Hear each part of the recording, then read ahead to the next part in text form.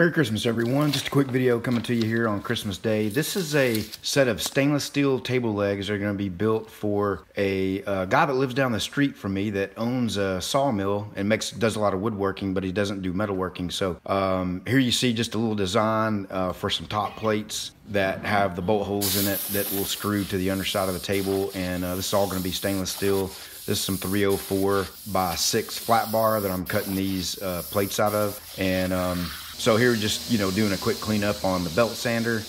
This stainless comes with a lot of mill scale on it, and 24 grit on the belt grinder puts these really nice uniform lines in it, and then sometimes I go back over it with 80, but it almost sort of polishes it looking. So here is I got a 24-foot stick of 2x2, I think it's 16 gauge wall, really thin stuff. And this is some 304 tubing, and I bought this, paid a little extra to get the brushed finish on it, and so just sawing that up and doing a little deburring. This stuff really is kind of hard to work with because you really want to try to preserve that that grain finish that's in it, not get it scratched up just by handling it and putting it on the saw, because it's got a really fine finish. So I tried to do that as best I could, and there was a couple of places that I had to go around and touch up. But so anyway, so you see we're using our Fireball tool squares that Reed Eichner sent to us. Appreciate that, Reed. And just going around with the TIG welder.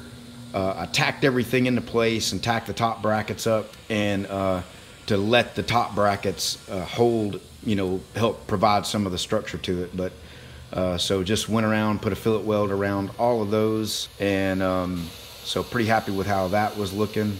And then so the one thing though is the customer did not want any weld showing in the weld, in the visible areas. Those top plates are up under the table. She wasn't worried about that, but here around on the face plates and so forth, or at the bottom part where the legs, make the miters, definitely visible. So I was able to get that ground down with a few different grits, and then use my Eastwood contour to put a brushed finish and sort of blend it back into the rest of the finish. And they were really happy with it. Turned out great. This top is actually a cedar top with a walnut stain. So kind of interesting how he did that. But anyway, guys, just a quick video for you here on Christmas Day, and we will see you soon. Thanks.